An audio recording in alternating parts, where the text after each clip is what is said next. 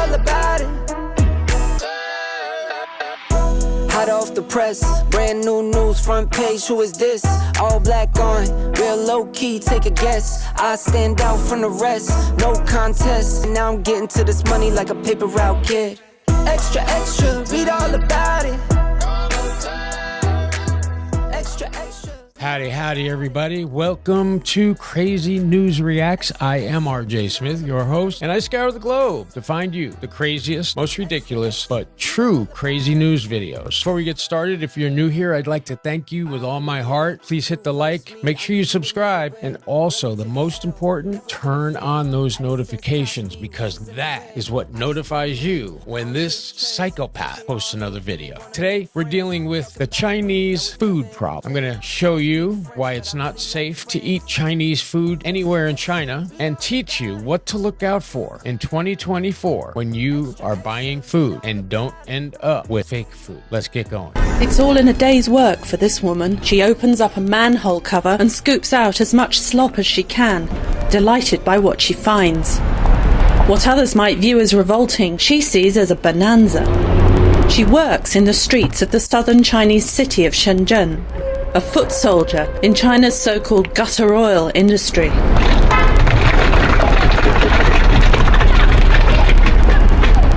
After more than 10 years in the business, she says she's made enough money to build a house for her family back in her home village 1,000 miles to the north. Her slop eventually winds up in a processing plant like this one, where it's combined with other animal fat refuse to create recycled cooking oil. Workers put the oil in barrels for delivery to restaurants and hotels. How can you eat this? If you eat it, it can kill you.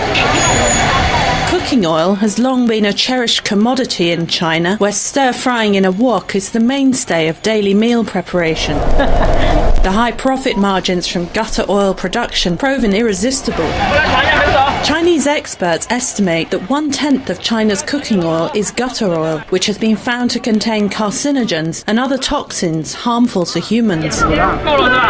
Most of it winds up in hole-in-the-wall restaurants and among street food vendors.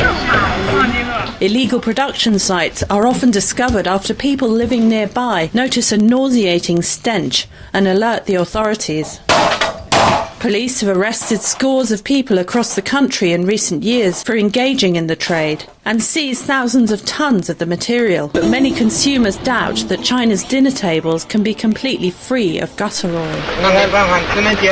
All we can do is accept it. Sui and Gu crisscross Beijing each morning. They tour restaurants in the city, picking up free of charge a sticky, gooey substance, used cooking oil. Our job is to fight against those who collect the used oil to recycle as cooking oil for food. Oil has been at the heart of one of China's major food scandals.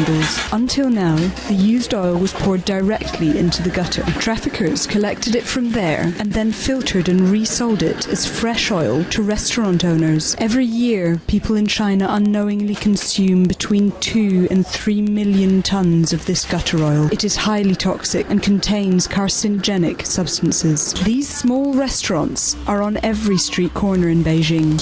Here, gutter oil is a very sensitive subject. Restaurant owners concede there may be problems. Cheap eating places definitely sell dishes that have been cooked in used oil, but other restaurants don't dare. If clients fall sick, they will come back to complain, and we are scared of that. Sui and Gu's collections for the day end in this factory on the outskirts of Beijing, where used oil is recycled. Despite renewed efforts by authorities to clamp down, the oil trafficking continues. And it's not just gutter oil, people. China creates fake food like this watermelon. Now, when have you ever seen a watermelon peel off its outer layer like this? Or bananas that just will not break for anything. And how about bananas you buy online that says fresh bananas that bounce? They're not really fresh, along with that egg and anything else that you might suspect. Would you believe that this is turned into lettuce? All that is paint. Look at this fake rib or marrow bone being filled in with God knows what that we know is not real and being sold along with chicken. Look at this, folks. This is not real chicken, but damn if it doesn't look like it. And the pigs, how they leave them out and process the meat, even if it's bad. You just don't know what you are eating when you eat Chinese food, whether that be over there in China or here, my belief. Anything that is made in a wok like that is suspicious. And what is that mystery meat? This guy can't even bite into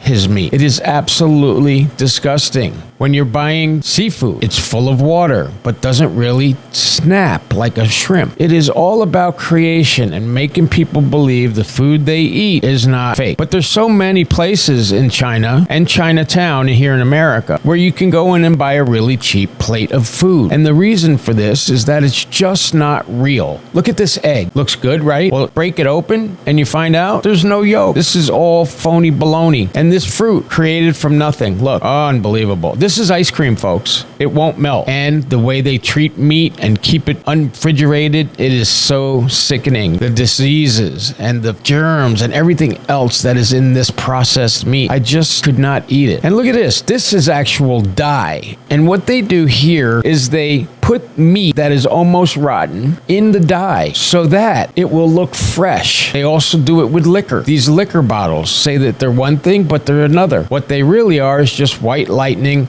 with some coloring inside. Anything from China nowadays is suspect. It's not just the fentanyl epidemic. It's the very food they import. You can't trust anything that you have bought from China, and that includes Louis Vuitton or anything else. Here are some jellies that have been washed in the dye. It's real, right? Totally not. Gelatin with food coloring and also flavoring. These are fake vegetables, but you wouldn't know it. Look at that. It looks absolutely great, right? This would be anywhere in America, you would think this is fresh food just because of the color, but colors can be faked. And look at this fake gelatin. They're just making it look real. And rice is one of the biggest fake things to come out of China. Most of it's made out of plastic with some other ingredients. I would not touch any of it. It would be misinformed because we live in the United States of America to believe that Chinese restaurants do not have some of these same characteristics, right down to the gutter oil. What about the restaurants that we believe have real food in them? Are they up to safety standards? According to this next report, which is 1 out of almost 80 that I found, Chinese restaurants in America are a very dangerous place. Check it out. A restaurant that just opened under new management is already at the top of the dirty dining list. Watch as the owner takes Contact 13 chief investigator Darcy Spears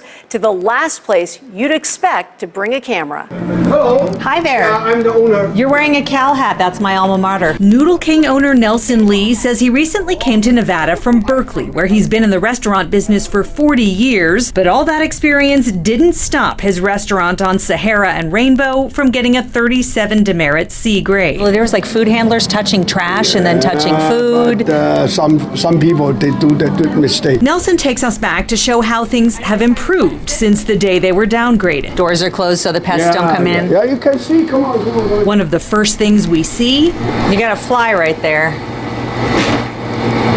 Well, okay, I do. inspectors also found uncovered food, double and triple stacked without barriers to protect against cross-contamination. There was food stored in the mop sink and meat stored in plastic grocery bags. So, but look, you still have stuff in plastic grocery bags. You can't have stuff stored like that. You just buy this morning. When he goes to pull it out, And it's stuck. It's stuck to the shelf. the bag was also frozen to the chicken.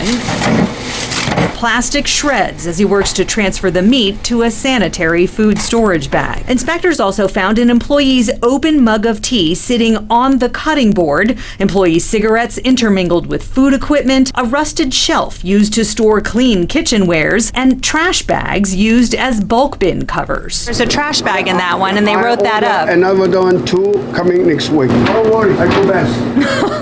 Okay? I'm not worried. It's the health inspector who's worried. I'm just here to give you a chance to show me what's going on. But it's far too easy to spot the same violations inspectors found, like a buildup of food debris on the slicer. If the health inspector saw that, do you think that would be okay? Oh yeah, because what are you doing? You slice the beef now. Nelson admits he's got more to learn about Nevada's health code, but he thinks others here can learn something from him. One Chinese clean like me. No Chinese restaurant owner cleans like you? Me, yeah, I guarantee, because I'm from Switzerland. Where he says kitchens are much cleaner than those in the U.S., but it doesn't end in the kitchen. See my toilet? Do I want to see your toilet? Oh, this is the most important. It's most important? Oh, well then we'll come see the toilet. He says everyone should check the restrooms before eating at any Chinese restaurant. You see what's going on in the toilet. And if the restroom's not clean, what does that say about the rest of the restaurant? No.